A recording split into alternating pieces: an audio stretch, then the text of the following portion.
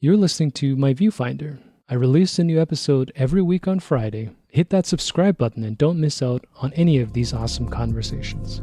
My first podcast, so my friend Kyle introduced me. He used to have his own studio. He still does studio space because he's doing Media Lab. But the whole time, I kept doing this out of a habit. And apparently his studio mics picked up the whole thing. And so in order for us not to have to do the interview again, every time I speak, it keeps cutting in and out. And so I learned the hard way that apparently microphones pick everything up. It's fucking annoying, but puts the pens away. Yeah, so I do have a clicky pen because I couldn't find anything, but I'm going to try to be disciplined about it. Plus, my mic's definitely not as good as his, so we'll just pray for the best. I had another one where I had a headphone case, and I was fiddling with it just out of nerves, but we'll see. Yeah, it's funny. All the stuff you don't really think about. My Viewfinder is a proud member of the Alberta Podcast Network, locally grown, community supported. Today, I want to tell you about ATB's new podcast, The Future Of. Join Todd Hirsch, ATB's Vice President and Chief Economist, as he connects with special guests who offer unique and useful perspectives about the future. Explore how our economy and communities not only brace for change, but embrace the opportunity it creates. From the future of women in business to the changing nature of work itself, The Future Of helps understand what's coming and what we need to do today to get to the tomorrow we want. Featuring 2 episodes each month plus bonus episodes, The Future Of includes interviews with top community and business leaders from Alberta and around the world. Subscribe to The Future Of in the Apple Store, Google Play, Spotify, and everywhere podcasts are found. And connect to ask your questions about the future by emailing thefutureof@atb.com. So Julya Hajnoczky, welcome. Thanks. We've never met, I don't think, except digitally. So I thought maybe I should learn more about where you come from.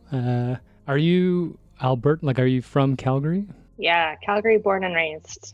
And I don't know, tell me a little bit about, let's call it your journey into becoming an artist. Where does it come from in a shorthand, I suppose? But well, I grew up in a really culture kind of focused family. So my dad was a was a welder, but also an artist. So we were always kind of surrounded by art supplies and people making art and going to galleries and museums and stuff and music and all that kind of stuff. So I've always been kind of immersed in it, I think, and we were lucky as kids. I always tell people we were allowed to use all the grown-up art supplies. So yeah, when I say we, I mean my sister and I, we've always been into it.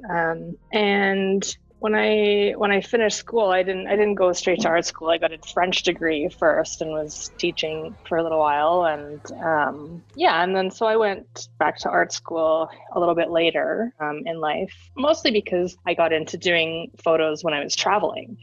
After I finished my degree, I lived in France for a year to teach English, and I just kind of, you're in France, you're taking photos of everything, right? And I had some kind family members who I guess probably saw maybe a glimmer of something, talent perhaps, and encouraged me. And then that's sort of what I decided to get into. So I went back to school specifically for photography. And then once I finished, I was working, looking to do some commercial photography and working as an assistant and stuff. But I got pretty disinterested in the commercial side of stuff pretty quickly, I think.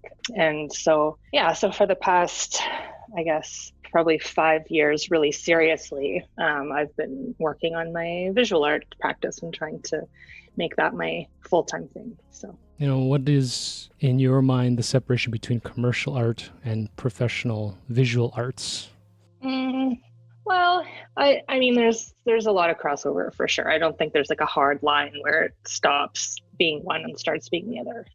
When I think of commercial photography, I'm thinking of stuff like advertising and maybe editorial stuff.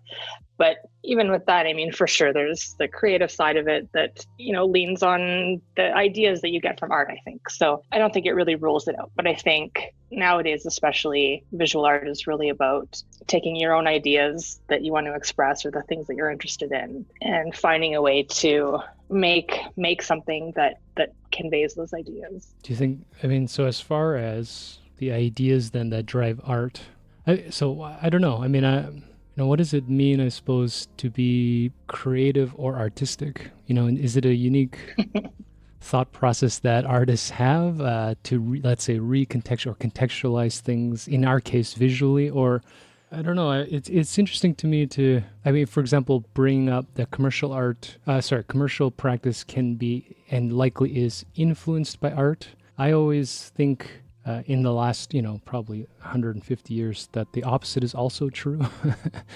And that I like to call it corruption, because I like to pick fights, but the corruption of art, it comes from its saleability, or whatever the right word is, sellability. So, you have experience sort of in both. Is there something there that, I don't know, that you have an opinion about? Yeah, it's an interesting question. Like, I think there's there's a side that would say that as soon as money is involved, you're sort of sullying the whole practice. But really, if you think about art, for much of its, I guess, recorded history, it's been for money. Like, it's been patrons paying to have their walls decorated, essentially. And then I think it's maybe really only recently that we've gotten to this point where it's like, no, art has to be a pure pursuit, and money corrupts it. So I don't know. I think, being realistic, if we're going to keep making art, we have to make money. And so I think some people resolve that by making money doing other things or related things like teaching, and not making any money off their art. I think for myself, I don't mind kind of, putting a few different pieces together. I'm happy to sell my art. I'm happy to get grants to make art, which I guess is sort of taxpayer funded, publicly funded art, and do other stuff too. So I've taught in the past. I do food styling and prop styling on the commercial side of stuff, and I still shoot commercially. But yeah, I think the reality of it is you have to eat. You have to live somewhere, and if it doesn't grate too much, then if you can make your money doing, like, making what you want to make, like making exactly what you want to make, if you can make money doing that, then I think for me, that's the route I want to go. I'm happy with that. I like that you brought up that this idealism of art for art's sake is actually more recent, and sounds like almost an antithetical, or at least a response to capitalism, where maybe we're pushing back. Even the term sellout is a fascinating thing. In reflection, the idea of commissioned work or patronage is definitely central to the art, at least that we have in recorded history. Who knows what beautiful pieces might have been thrown out. But do you find that sort of structure influences even how you approach what you want to make?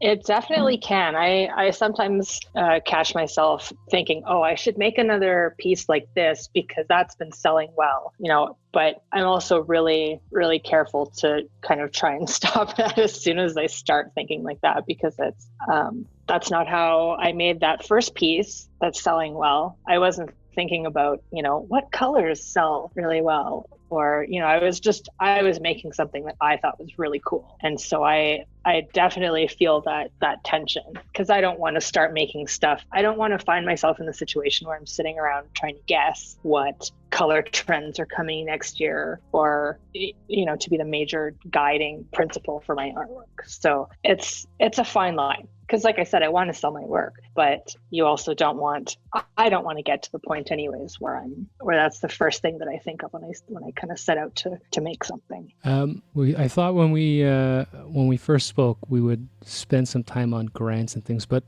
just so that this doesn't steer into only about money, it's interesting that you brought up wanting to, how did you phrase it? Sort of stay in the original moment that created the original piece, whether it was sellable or not. And just a brief sort of scan of your work. It is very varied, but there's a strong plant-based theme. So maybe you could give me an idea of what it is that drives you to make photographs. Why do you like rain? Why do you like why am I asking why? We talked about how I shouldn't ask why, but it's a good question. Where does that come from? I guess I probably just feel more comfortable when I'm out in the woods or out somewhere that, whatever we call nature or wilderness these days. Those are the places that I really like to be. Like that's just where I feel most at home and most curious, I think, because there's so much stuff out there to see, like so much. And I mean, I sort of joke with people that you don't want to come on a hike with me because it's like I'm going to stop every 10 meters. Like I'm barely going to make it out of the parking lot and I'm already going to be stopped and poking around in the moss. So I just find there's so much interesting stuff to look at there, and that often people don't stop and look at it. Like I spend so much time out there hiking and stuff, and I see all these people just kind of like ripping past me on the pathway. I'm like, you guys aren't seeing anything. Like you're not seeing anything that's here. And I think that's really interesting. I think it's funny. So I'm the one who's going super slowly and looking at all the tiny little elements that make up that place, and then showing them to people, because my work is kind of about taking these tiny little things and putting them on a huge scale. So, suddenly something that is like an inch tall, a little clump of moss, is now you're looking at it like it's a foot tall. So you can really appreciate all the little details and intricacies of it. I think where most of us who live in cities are so far away from these places now in our day-to-day life, we're so divorced from that kind of reality that I don't think we necessarily appreciate the complexity of the ecosystems that are around us. And that's what my work is about, is kind of taking all those amazing little details and all those connections and trying to show them to people. So now I get people who, send me messages on Instagram or send me text messages. They like send me mushroom photos of whatever they found. Or they're like, now I go hiking. Every time I see some moss, I think of you. So I guess it's working. Is that something that comes from your youth, or is it just something that's developed over time? It's I guess it's a bit, yeah. I think I've always been like this. Like as a kid growing up, we used to do a lot of camping and just outdoor activities and stuff. And I've also always been really interested in tiny things. Like when I was a kid, my parents gave me this book about making plasticine animals and stuff. And in the book, all the animals were probably like 5 or 6 inches tall or whatever. And so I was making them all, but mine are all like teeny tiny, like the size of jelly beans. So I've always been, ever since I was a kid, interested in tiny stuff. So it's interesting. What I like is the concept, which, definitely commercial art starts to lose, of curiosity and wonder. So when you describe... those are my two themes, I think. 2 key words. Truly they are. That kind of sums up most of what I think my work is about. When you bring up the other hikers who are, recording their lap time and trying to get in and out as quickly as possible. I mean, it's not to take away. When I've hiked, I definitely don't understand microorganisms, but I want to be at either the base or the top of a mountain. Because, my problem is needing to either feel large or small for myself rather than seeing objects around me. It reminds me, too, how you're speaking. I was watching, I think it was a YouTube video of some artists talking about how doctors say that painters know more about the human anatomy than doctors do, which I think is a fascinating thing. From the brief experience I've had with your feed, it sounds like you can name species of mushrooms and moss. Yeah, it's I've learned a lot in just sort of doing my work, but at the same time I'm not really laser focused in on that kind of stuff. I think it is kind of funny. I think a lot of the stuff that I do is influenced in some ways by biology and botany, but not to the point where I'm not taking pictures of something that I don't, know the whole life history of, or the I haven't looked at the family relationships between all the different mosses and how they evolved. And so I'm interested at kind of like probably the level of a interested amateur, but not the same way a scientist is. But I think in a lot of ways, it sort of takes the things that scientists have learned and hopefully makes it maybe a little bit more accessible or intriguing to kind of the average person like myself and other people, just to learn a little bit more about these things. Yeah, I think I read somewhere else about the rate of urbanization is beyond 80% of the human population. I don't know if I said this on the podcast, so I don't know if it's going to be redundant, but I just saw, I don't know, I think my son asked me something about the world population. And I think we were talking about COVID, so I was telling him about the Black Plague. I'm not a good father. And I Googled it, and I think the estimation at the time of 0 AD, so the beginning of the Middle Age, the world population was something like 300 million, they think, which is hard to comprehend.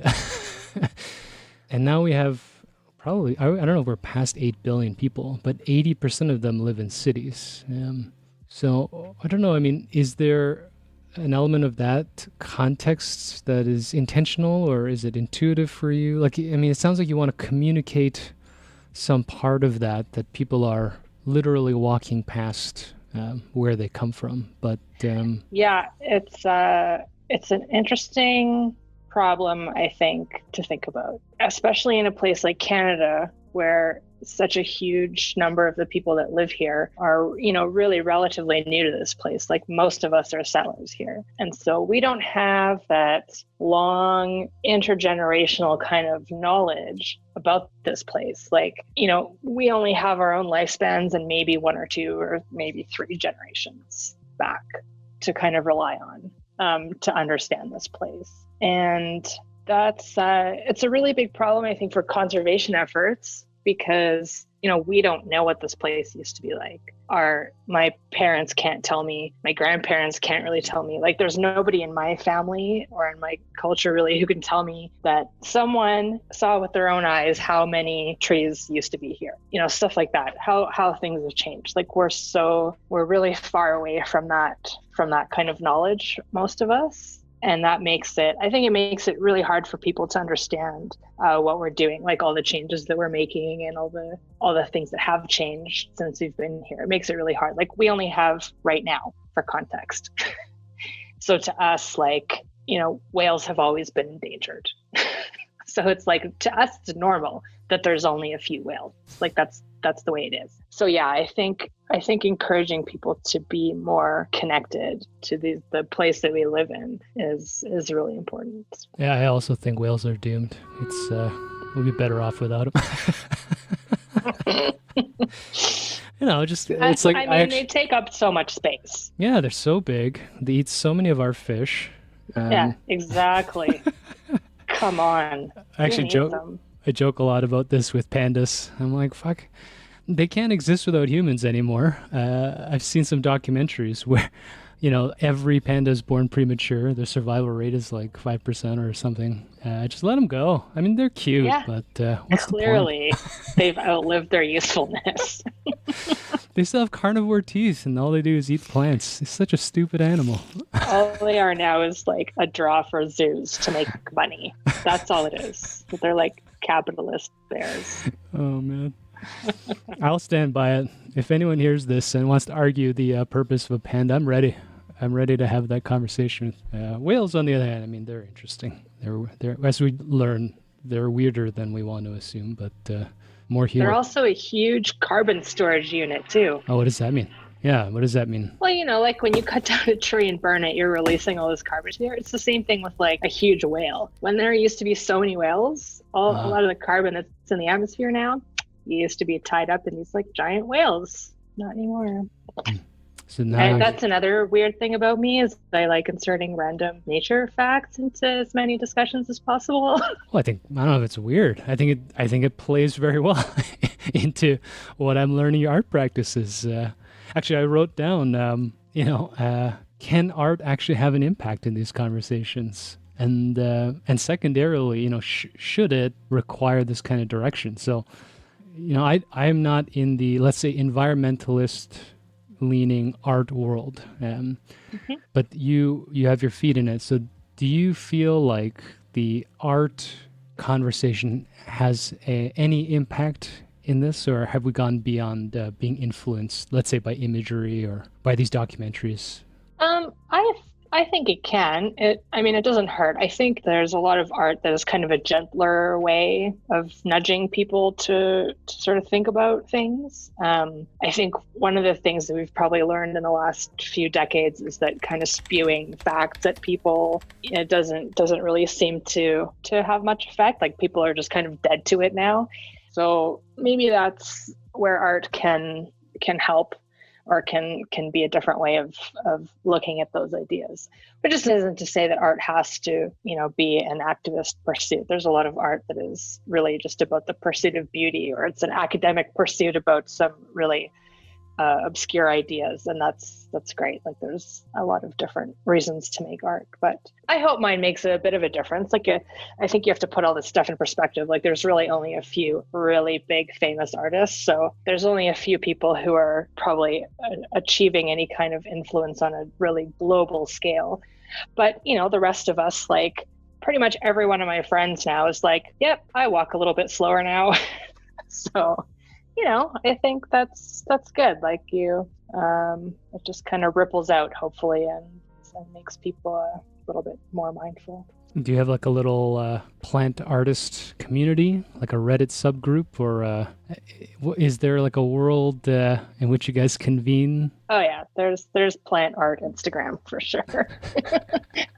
Yeah, I think through my practice and through sort of doing residencies and stuff like that, I've wound up meeting a lot of people who are interested in this kind of zone of the world. So yeah, there's a lot of really interesting art about plants. This episode was brought to you by the Calgary Foundation. Whether it's funding anti-racism programs, addiction recovery, or food hampers for the hungry, for 65 years, the Calgary Foundation has proudly supported the charitable community to address some of Calgary's biggest challenges. Now, during this period of unprecedented urgent needs, Calgary Foundation renewed its commitment to building a healthy, vibrant, giving, caring, and resilient community. If you're a registered charity looking for a grant, a professional advisor creating a giving plan for your client, or a donor wanting to give back to community, discover a wealth of resources at calgaryfoundation.org and learn more about their work through Calgary Foundation's Facebook, Twitter, or Instagram. Oh, here's a good one for you, I guess. What is your favorite weather and why? I like bad weather, I think, because it makes the most amazing, beautiful photos. So I love going to the beach when it's stormy or foggy, or being in the forest when it's raining because it smells amazing. Yeah, so I think what I like for weather is probably what most people think of as bad weather. How bad is still good? How bad is still good, as long as it's not going to kill me. I feel like a driving rain where my glasses are covered in water and I can't actually see anymore is probably getting a little too much. But as long as I can still kind of function in it, if I'm properly dressed. I was going to say, I was raised and born in Toronto, in a city. So I think my definition of bad weather is different than, as I'm learning, Albertan bad weather. I do love living here for that reason, because it's so weird. I mean, today, the day we're recording this, it's like +9 out, and 2 days ago it was like -20. So Yeah, you never know what you'll